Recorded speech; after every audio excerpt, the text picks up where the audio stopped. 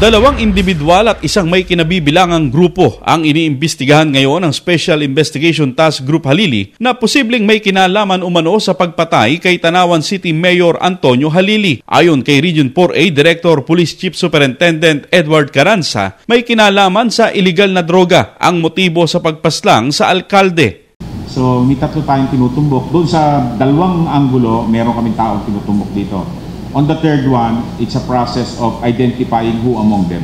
Most of them are related to illegal drugs. Matapos naman ang ballistic examination sa bala ng baril na nakuha sa katawan ng alkalde, nalaman na mula ito sa 5.56 mm special ammunition na karaniwang ginagamit sa mga mahabang armas. Ang na-recover lang kasi was the fired bullet, which was a 5.56 mm ammunition.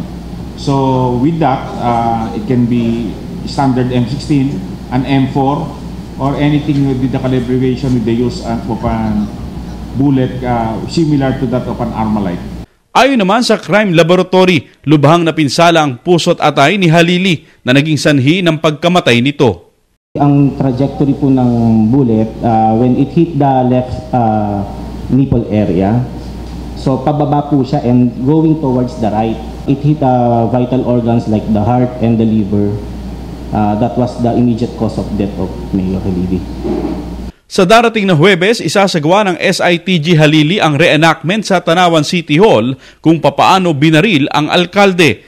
Samantala, kinumpiska na rin ang mga baril ng mga security personnel ni Halili na nagpaputok noong Lunes ng mabaril ang alkalde upang isailalim sa eksaminasyon. Sherwin Kulubong, UNTV, News and Rescue, Laguna.